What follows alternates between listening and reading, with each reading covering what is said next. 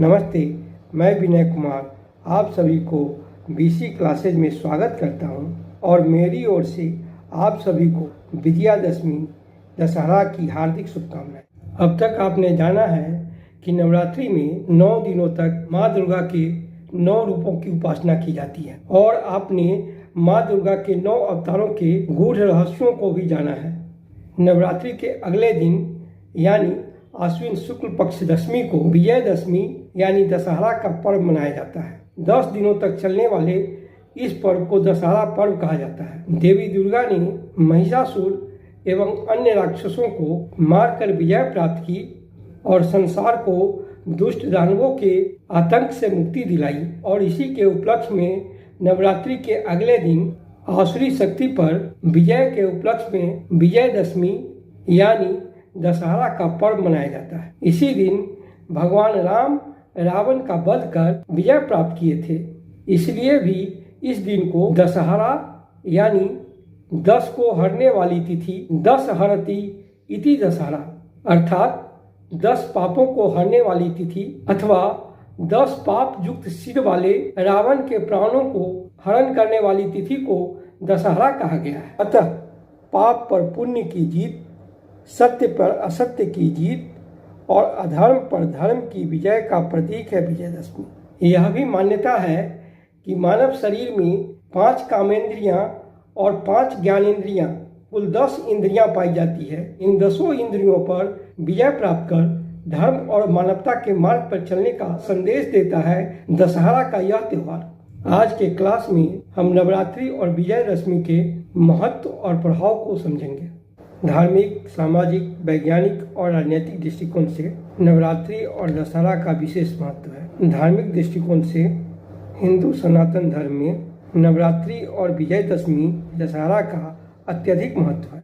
धार्मिक रूप से इसे पाप पर पुण्य की जीत, असत्य पर सत्य की जीत और अधर्म पर धर्म की विजय के प्रतीक के रूप में माना गया है, जो बताता है कि दुष्ट दानव और मानवता के शत्रु का अंत अवश्य होता है।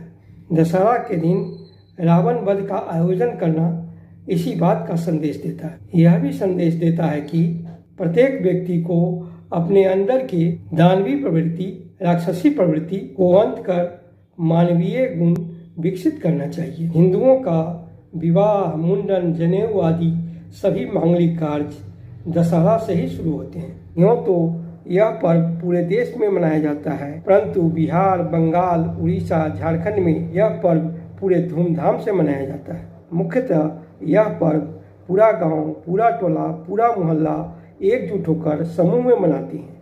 इसलिए इस पर्व का सामाजिक महत्व अत्यधिक है, जिससे सामाजिक और राष्ट्रीय एकता को बल मिलता है। वैज्ञानिक दृष्टिकोण से भी नवरात्रि और दशहरा का विशेष महत्व है। इस समय शरद ऋतु के आगमन से मौसम में कई बदलाव होते हैं, इसलिए 9 दिन तक उपवास करने से, व्रत करने से, सात्विक भोजन करने से व्यक्ति के शरीर पर मौसम का प्रभाव कम जाता है तथा तन, मन और मस्तिष्क स्वस्थ हो जाते हैं। राजनीतिक महत्व के रूप में नवरात्रि पर्व को नारी सशक्तिकरण से जोड़कर देखा जाता है, क्योंकि इस पर्व में माँ दुर्गा की पूजा नारी शक्ति के महत्व को दर्शाता है और यह संदेश देता है कि कोई भी समाज या राष्ट्र नारी शक्ति को इग्नोर कर उन्नत और समृद्ध नहीं हो सकता है। इसीलिए तो हमारे भारतीय संस्कृति में, हमारे सनातन धर्म में कहा गया है, यत्र नार्यस्तु पूज्यते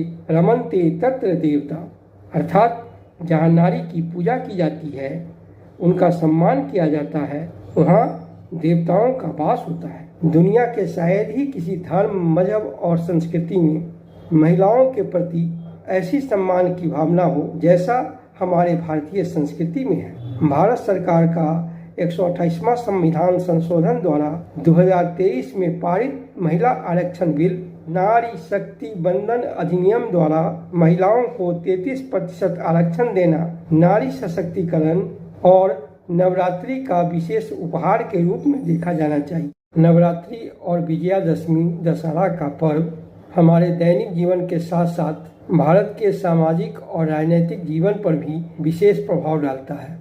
एक ओर यह पर्व व्यक्ति के विचार को शुद्ध कर उसे मानसिक शांति देता है और धर्म के मार्ग पर चलने की प्रेरणा देता है, वहीं यह पर्व सामाजिक और राष्ट्रीय एकता, भाईचारा और बंधुत्व की भावना को जागृत कर भारतीय संस्कृति के उत्थान का मार्ग प्रशस्त करता है।